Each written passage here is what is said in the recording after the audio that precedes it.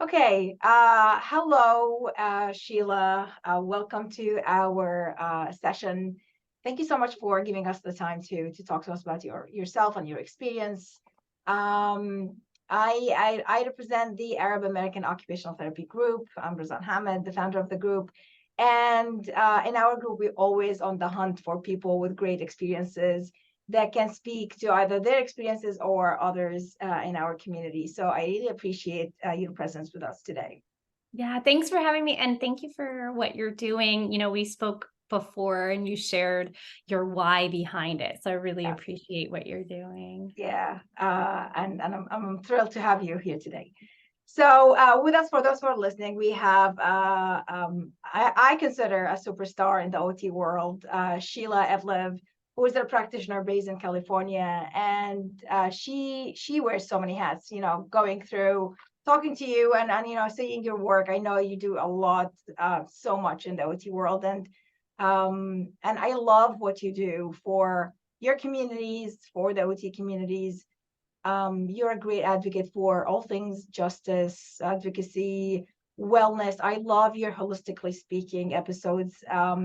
Always refreshing, always reminding us to, take care of ourselves and, put that wellness in the center of our lives. And I really appreciate that. So, Thank you. I appreciate you taking the time to check it out too. I know we yeah, have such little time, right, to do these things. So thank you. yeah, of course. Important work. Please keep doing that. All right, so we usually have a few questions to ask our guests, and I would love to always start with asking our guests to tell us a little bit about who you are. So, who is Sheila as a person? Yeah, that's that's a good question. I don't know if you share this sentiment, but like centering yourself is not common in my culture. And so that's like thank you for sending questions in advance. I'm like, I don't know. Who am I? So I feel like I always start with like relational stuff. I'm a daughter, I'm a wife, I'm an aunt, I'm a dog mom. I know you you are too, right? I'm a mom for like, Mom, no, you're not oh, I yeah, thought you had pets also. I know you're a mom. I'm a no, dog. no, trust me, I would trade. Trust me. Okay, yes, I don't have children. That's why Yeah, it's dog mom. yeah. I am a caregiver, like a family caregiver. I'm a Bengali woman. As I mentioned, I am child free by choice. I have kind of been a caregiver, not kind of, I have been a caregiver since I was 15. And I'm 40 now, so I'm tired. My nephew is 25, who I helped raise. I kind of feel like I have an adult child at this point. I love really good food. I love to travel and take naps. I think that's who I would say I Yeah. All great things. And I love that. And I heard so much of giving in how you are like, define yourself. Uh, Giving care to, people around you. And I love that. And no wonder you are an OT, you are a am. giver by nature. And I thank you for that description. It's beautiful. So switching gear to something a little bit, less human, I would say, Yeah. who are you as a practitioner in the OT world? Your work, your line of work, your area of expertise. Yeah, so I am an occupational therapist, and my primary area of practice is mental health. Hmm. So I've been doing this for a little over 12 years now. I'm also a certified integrative mental health professional, and I center culture in my practice. I am fortunate to work for myself, so that was really something that took me a while to kind of break away from that part of a person is not professional, or even sharing that part of myself is not professional. And so I have a private practice, which is OT Bay Area, based in San Francisco, California. I also am a workplace mental health consultant. That's through WellWorks Consulting. And then I'm also the founder of Disrupt OT. So it's really volunteer based. It's a grassroots organization, really globally based, dedicated to disrupting the status quo in healthcare. It kind of started as OT, but we actually have a lot of people that are speakers or participants that join us that are from different healthcare professions and even non-professionals, just healthcare users that join us that are like really value this work. So it's really disrupting the status quo in healthcare, not just occupational therapy. Wow, that's fascinating. So your work is still like, kind of like who you are as well. Like, Yes. I love Yeah. that. You really can't separate. I can't separate myself. And like, I work from home. So yeah, it's kind of like my work is me and I am my work, which not great for balance, but it's like I have my big whys and it's my family, it's my community. And so it's like I can't separate that. I think that's very beautiful. And like, I should take it back then. It's like not less human. It's if anything, you are putting the human into your work. And I think there's so much value in that because that what keeps the passion going. Yes. And Yeah. I would definitely burn out otherwise. I was going to say, and not only that, it's like, when you give passion and when you are what you do, like you are, we are less likely to get that, compassion fatigue, or, advocacy fatigue quickly because it's the fire that's driving the work and the work is driven by who you are. And I think that's a great model. Yeah. And I feel sorry to interrupt. I just No, also, you kind of just call like that energy you give out, you're also calling it in. So I'm fortunate meeting people like you, meeting people all over the world, even my clients, like my paying clients. I'm energized by the work that I do because like they have found me because of what I stand for and it's important to them. And so it's just this like, it's, I've had so many wonderful opportunities just because I'm being myself.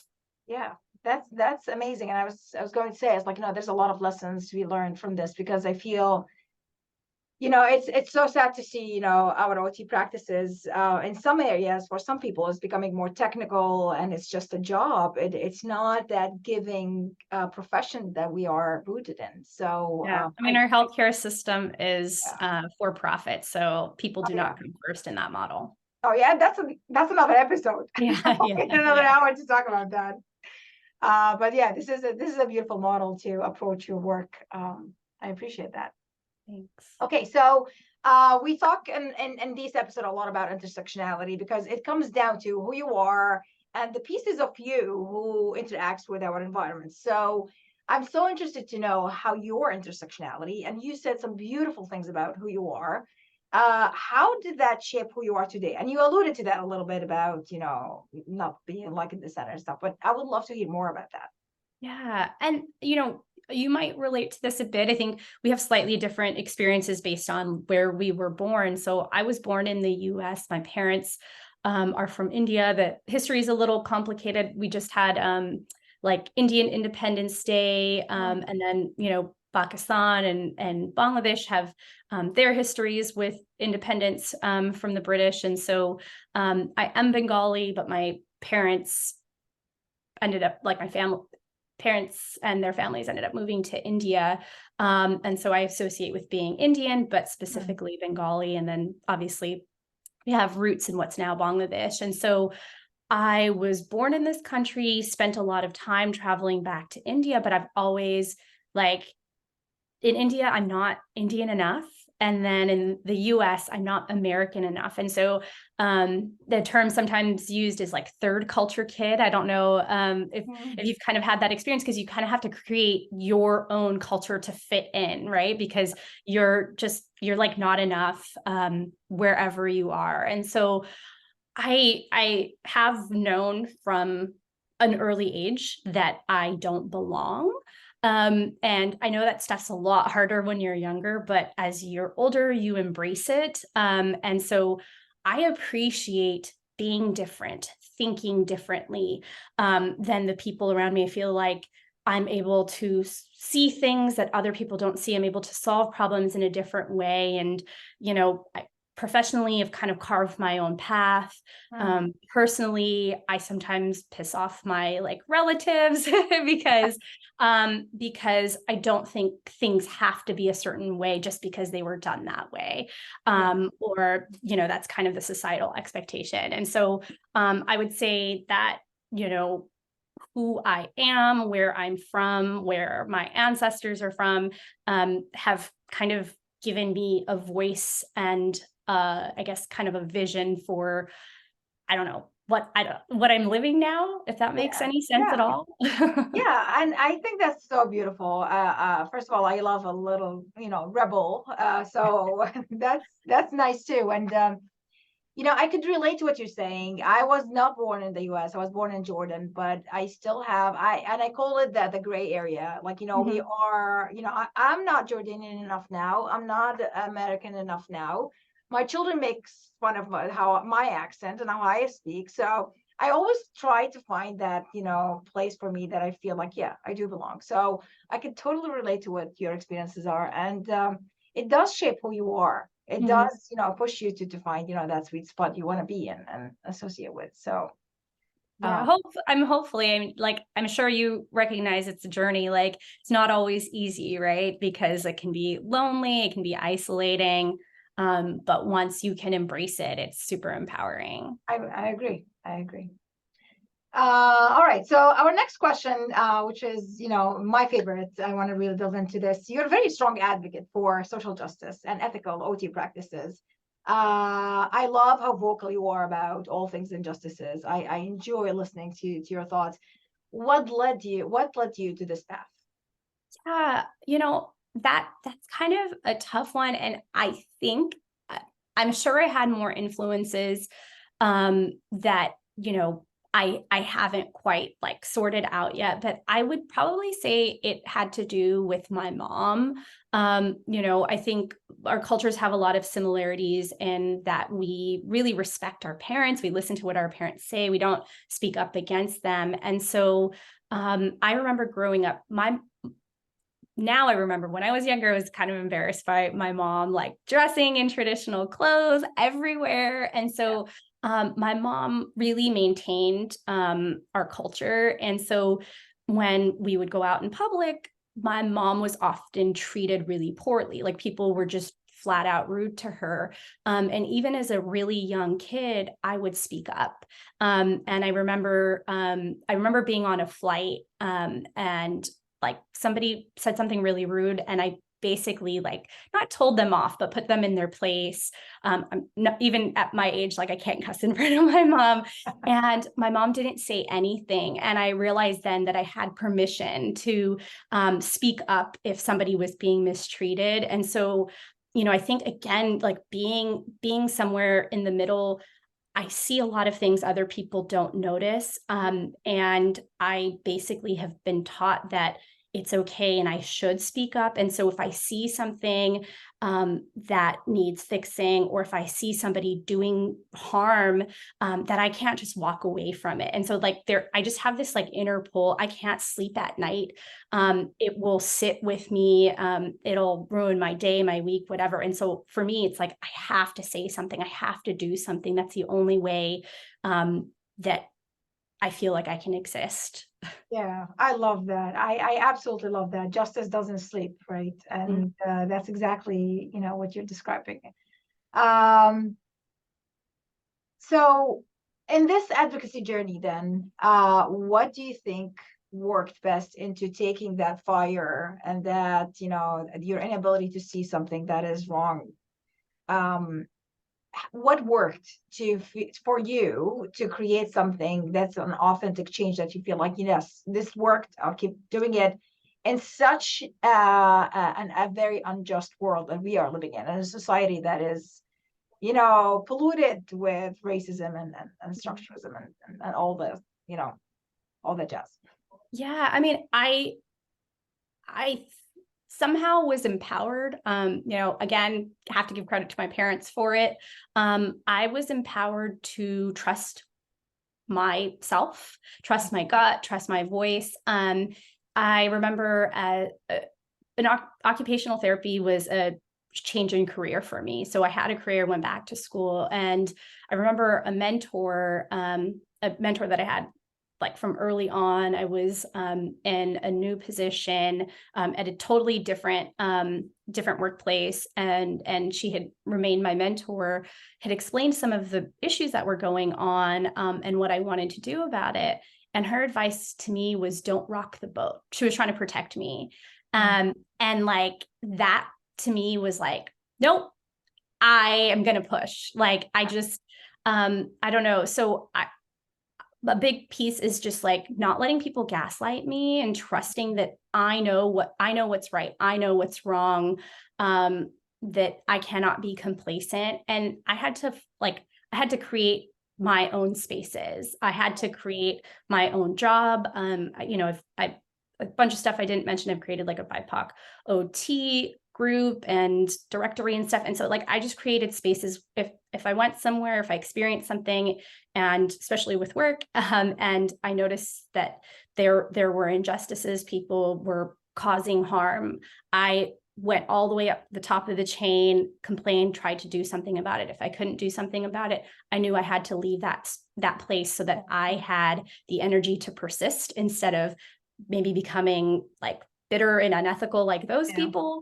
And so, like trusting myself, creating my own spaces, like finding my people that see what I see, and so that I'm not questioning like my reality. Yeah. I think that's a great formula, like finding the right space, leaving toxic spaces, and believing in yourself. And I think this is a great message. And I see how that would work, because that will, continue carrying that fire again into the right place and going forward. And even within our profession, like in obviously work spaces can be really toxic, but even some of the like spaces that are supposed to be meant for growth. Like I created a space for BIPOC OT professionals because these other predominantly white spaces, they were not supportive. You would bring up an issue and people, had these like really horrible kind of racist, ignorant comments. And so, sometimes it's not even finding spaces, but creating them, right? Like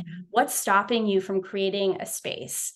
What's stopping you from finding your people? They exist. Unfortunately, people that look like us can't always find those people in the mainstream, but like we're there, we exist. Right. And as you said, if you can't find the space, create the space. I love that. I love that. Okay, then so this takes me to my next question. What message do you have for other marginalized communities? And again, you touched on that, but like, what is that message? If we like, because obviously, it is internal. You have that internal drive, and I think it's safe to say not everyone has the same drive. And so, what would be your message to them? To empower them. Yeah, I mean, this kind of ties to what we were just talking about. I mean, we don't actually live in the margins. We actually are not the other. If we're speaking specifically to people of color, we are the global majority. Like, not only do we not exist, we exist in abundance, right? We're all over. We're all over the world. We're all over this country.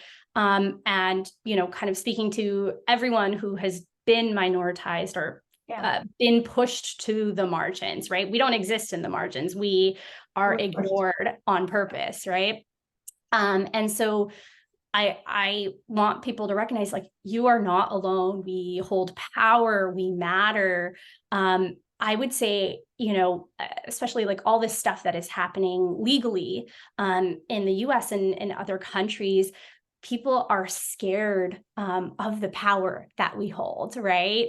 They're scared that we have been able to thrive despite not having resources, despite not having, I guess, power in the traditional sense of being able to change laws and have wealth, hoard wealth, or whatever is happening. And so I think we have so much to offer, right? We've had to thrive despite all these things. So we're creative, we add value, we have a lot of strengths, like our histories and, all of these things like have shaped us. And so I think these are all things that can't be taken away. And so I think just really actually recognizing the power that we have, and how people that have tried to push us to the side do that because they're actually probably afraid of what we have the capacity to do, like great things, right? Not causing more harm. Yeah, I love that. So remember your power, use your power. You're not on the margins. And I think that's a great message. Yeah, and that's where finding your people helps, because you're like, oh, wait, I am definitely not alone. No, yeah, I agree. Okay, so my next question before we end this is, if you had any experience with Arab communities, a lot of our members are identified with Arab heritage or descent. Do you have any experience interacting with friends, colleagues, clients, even from the Arab community? And if you did, what do you know about the Arab community from that interaction? What stood out? What do you remember? Yeah. So, I mean, I live in San Francisco. It's super duper ethnically diverse. My best friend from kindergarten, Nancy, who I like, we still keep in touch. She's a nurse now. So she loves OT, and I appreciate nurses. So she's half Egyptian. So, my parents worked, and I would say this probably happens in a lot of communities with a lot of immigrants. They support each other. And so I was at her house almost every day because my parents were at work. When my parents had to travel for work, I would spend the night at her house. So I learned about food. I learned about, just family dynamics. And in high school, there weren't really South Asians until the .com boom out here. And so I was part of the Middle Eastern Club. So I've had Arab friends like from my childhood on up. And so, a lot of things similar to my own culture, just the love of family, like welcoming people, being loving, caring, loving to like chat, right, as an occupation. Food being like so integral, like, sharing food is sharing love. So I've had nothing but great experiences, and feel like there are so many similarities between my South Asian culture and the Arab cultures that I've been exposed to. Oh, that's amazing. That sounds so good. Oh, and tea. We have tea in common too. Yes. We love our Talking, tea. Yeah. having tea and snacks. Yeah. Yeah, I agree. We love tea. Tea is, what we do for when we have nothing else, to do. We just let's have some tea and gather, because it brings people together and it starts these conversations, as you said. I agree. I love that. I love, like, how many common areas we have. Did you pick on any Arabic, I while mean, like, with my friends, we'd call each other like Habibi, like Shukran, and not too much, not too many things. Probably some things as a kid I shouldn't have been saying out loud, which I won't say here. that's all you need. Shukran and Habibi, that will to get you anywhere you want. That's great. All right. So my last question, I guess, just not to keep you here forever. Looking ahead for your journey as a star advocate, as a star, human being, what does the future look like for you? The coming 5 years, for example, where is this road taking you ahead? I, have not thought about this, but I would love to slow down. Like, I'm tired. I've been tired. I really hope that with Disrupt OT that we can kind of get more support and sustaining the work. There's so many great initiatives happening, and I would love to have more student involvement. I would love to have like a traveling practitioner program going. And so academics are great, but students love to learn from practitioners, people that are out there in the communities. And so, like, I'm hoping a lot of these things that I have dreamt up come together with more support. Really, for me personally, like I said, it's really, I want to slow down. I want to do things at a smaller scale. Like, I want to actually scale it back. I would love to kind of push things off for others to kind of take charge of. And I want to build like smaller one-on-one connections. I would love to travel more and learn in other people's contexts, and, have more time for rest. I don't want to do bigger things. Yeah, I love that too, because it makes perfect sense because, the more you give yourself space, Mhm. the more you enjoy these experiences and you actually are able to reflect on them and make them better, not necessarily bigger and more, but so that makes perfect sense. I love Yeah, that. and the more people that get involved, the more dynamic it is, right? Yeah, And then you do really actually have diverse perspectives when a group of people and growing are making decisions yeah, yeah. and making things I, happen. I agree, and I love that. We'll definitely spread the word for your work more on our own networks, so to make that, hopefully that network to grow. Okay, that's the end of our questions, Sheela. I can't thank you enough. Talking to you is a pleasure. You know that I've said that before, but I say it again. There's something about you that is so relaxing and empowering at the same time. So I thank you. I love your energy, and I really hope to talk to you and have you again sometime soon. Thank you so much. Yes. Take care.